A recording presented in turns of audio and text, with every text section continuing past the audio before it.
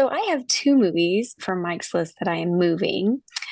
I moved The Dark Knight down from 4 to 7, but I moved The Boy in the Striped Pajamas up from 8 to number 3.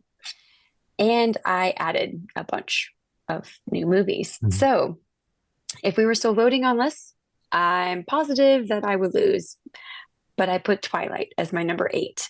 I actually really like the Twilight series. I know there's a lot of haterade out there for it, but I liked it. I really enjoyed it. I've seen it more than once.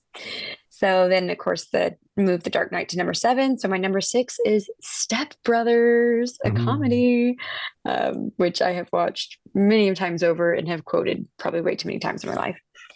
In my number 5 spot, I am adding in Kung Fu Panda. Mhm. Pandas are my favorite. So yes, an animation. And my number 4 spot, Mamma Mia. I actually didn't watch it when it came out. I watched it recently, like in the past few years, and I love it. So then I had moved The Boy in the Striped Pajamas to number 3. My number 2 spot is Yes Man. I I love that movie, and I often joke with my friends that there should be a no woman version, like opposite. But my number 1 is a match, but not a match with Mike. Mhm. Oh, and I have matched for Wally for number 1. I just I love that movie, and it's also one of my dad's favorite movies. At one point, he even bought like a little tiny stuffed Wally and would take it with him on travels and send me pictures of Wally. So it's such a great heart-filled movie. But then I also have that personal connection, which just makes that movie so number 1 worthy for me. But yeah, that's my list. I know a couple were in your honorary mentions. Were there any that surprised you, or did any of these make you feel like maybe 2008 wasn't too bad? Yeah, thank you. Thank you for mentioning that. The sort of emotional connection we have to stuff, family members may love it, or kids love something particularly, they make us watch it 65 times, but actually in a way we kind of love it too. So yeah, there's emotional connections really, or just like an amazing time out with a friend or something. Anyway, that yeah, really important to be mentioned. But yeah, like I said, it's a list that is so you. I think my list is so me. We always keep saying this. And I think for Twilight especially, I think it's fashionable not to like it. I think as soon as people hear that a lot of people don't like something, like, yeah, I don't like it either, because they just want to they don't want to have that debate or that argument about it. So it's fashionable. Oh, it's just easier just not to like it. So I think there's a lot of closeted Twilight fans out there in the world that watch it regularly. I'm sure if it's on telly, they'll watch it. There is, no, we'll watch it again. So let's give it that credit. I don't mind them either. I quite like them. But yeah, they wouldn't be in my list or anything. But I really do like them. Um, I know you're not a big superhero person necessarily, so it makes sense that Dark Knight is that good that it featured. But I think it's in a fair position. You love your comedy, for Step Brothers, Boom Boom Boom. Um, you like quality animation with me. That's the same as me, and it's quality. Yeah, Mamma Mia. I don't know. I presume I saw that when I was doing my research. I must have just, not thought about it. But yeah, it's a great movie. And I didn't put it on my memory, so I feel a bit bad about that. How can I have High School Musical mentioned and not Mamma Mia? It's pretty messed up. Anything with Jim Carrey is awesome. So yes, man's got to be in there. And it makes sense. But Boy Striped Pajama, the Boy in Striped Pajamas, we didn't actually mention him when we talked about Mike. Obviously, if you're looking at all the films listed here, other than my mention of Milk, which is a really important story, it's a profound movie. It's a profound emotional movie, and it really makes you think, and it really makes you connect to these boys and stuff. And I just think it's a yes, profound movie, and I'm really glad it's been mentioned here today because in amongst some of these things that are just a bit silly and a bit fun, full of action, we want to be. It's like the Oscars, right? Me and Jess need to include some just really, really quality, important movies, and I'm glad you put it so high up. So yeah, what are your thoughts on any of that? Yeah, I think that's something too, is that typically, I don't know, I don't feel like I always go for like the blockbuster big name movies, but the Boy in the Striped Pajamas is just such a beautiful story. I I want to say it's based on a true story. I mean, like it's based on historical events that I think they brought to life in this story. I don't know if that particular story is true itself, but I do think it's great. And then when you mentioned I'm not big on like superheroes, but I've always loved like Batman and X-Men. Those are my favorite. And I was trying to analyze this recently, is because I feel like with X-Men, maybe why I like X-Men so much is they were kind of like born that way, right? So they were like different. They were the outcasts, but they were just born with these things. And I feel like a lot of the other ones are like, and I guess Batman's kind of one of them, right? Is that they weren't necessarily born that way. Like Iron Man went through an accident and then became that way. Spider-Man got bit by a spider and then became that way. So I don't know, maybe that's my connection is they were born to be these people with unique skills. So I don't know. Mhm. I do love all the Batman series, though. I think it's really great. And Iron Man was definitely up there in competition because I do still think that Iron Man was a really great movie, and I've seen it many times too.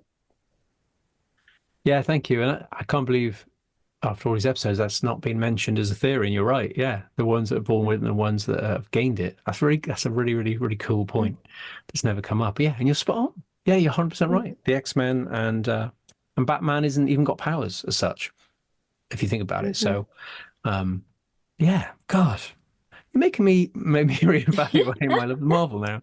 Oh man. Um, but no. Yeah, I know what you mean. I know what you mean. It's yeah, it's more layered when there's a backstory there. But yeah, just to finish up with striped pajamas, even if these films that they make are loosely based on something or they're a direct replication of a story, all that really matters is there's important times in the history of humanity from the very beginning to now. If there's an important story, sorry, an important era, and it can be delivered in any format of story, no matter how true to it is, it has to be told. You know, we can't stop making films about what happened in the war and Yeah. what happened with the Jews and everything. We always need to be making some version of it so the next generation can also be reminded without it being a sort of cold kind of like, here's the anniversary and here's a short piece on it. No, we need modern media to keep delivering the message. So, and anything that's happened recently, we still need to keep talking about 9/11 and, it needs to be delivered in a different way each time. We have to keep talking about these things. They're really important. Yeah. So I I just think, wanted to, sorry. no, go on. I'm going to edit Uh, it so you flow in. I think that's a really great point because I think a lot of times we forget the whole history repeats itself thing. And even if awful things happen, we still need to remember that we bring honor, but we also remember why they happened and what we have learned from them to try and prevent them from happening again in the future. Remind us of our past. I think that's an important aspect that a lot of people take for granted. Yeah, definitely. And yeah, it's yeah, how they can deliver it in a way that's not naff and a bit Yeah. disrespectful. Films are really Yeah. trying not to Yeah. do that. I've been watching, just to wrap this up, I've been watching I can't remember the title now. The Ministry of Ungentlemanly Warfare. The yeah, the latest Guy Ritchie movie. Mm, mm. I've nearly finished it. It's quite good. It's a very weird way of reminding us of what happened in the war. So I don't know if he's got this right and why he's chosen to pick that topic and go back into that timeline, but it's kind of cool. It's a cool, funky Guy Ritchie movie, but I'm like, this is really weird timeline in history to be doing. Anyway, so there you are. There's an example. I'm watching that right now, and I'm like, oh, this is fascinating that he's done doing this. So anyway, check it out. The Ministry of Ungentlemanly Warfare. I think it's that. Whether it'll get in my top 8, you'll have to find out by tuning into the review show. It won't, by the way. Just so you know. But I have got some new entries in my top 8. So check out episode 70 when it comes. I've got a groundbreaking kids movie that's entered my top 8 and a most horrific Indian film I've ever seen with so much gory violence. It's unreal. So tune in to find out more. Anyway, little interlude there. So that is it, guys. That is 2008. If you agree with us, it's not the best year you've heard on the podcast so far, then drop onto the old Instagrams and you'll see the poster on there. And you can just go, hey, yeah, you're so right. Here's my list, and then we'll read it out on our review show.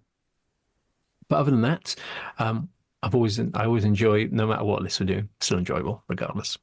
But when we get back from the break, we have some more enjoyment because I've got some quiz questions for Jess to get through. They're very easy today, Jess. So just to set up the audience and yourself in advance. So we'll see you after the break.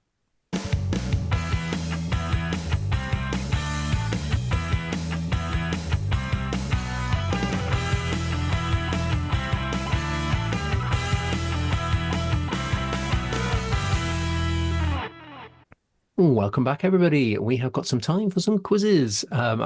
Jess was talking to my dad the other day, and he said when he listens, he's always trying to like get to it before you do or I do, and he's quite enjoying it. So I think he does quite well. Sometimes he's like, I have never heard of any of those films that you're listing for people. I'm like, yeah, I guess unless you know them, you don't know them.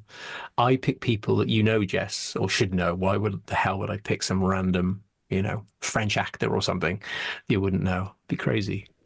But right, so we're going to take turns, everyone. So we have like the career path of somebody, we have a storyline from a movie, and then I do like a little funky fun bit at the end with a cast list.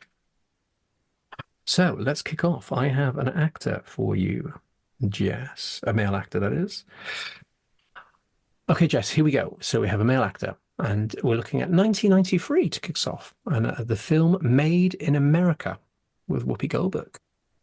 Then we got degrees of dungarees. That'd be hilarious. 6 degrees of separation. No, the 6 degrees of separation. Is it Kevin Bacon? No. By the third film, you're going to get it. There you go. And in the 16th of June, 1995, I was in Bad Boys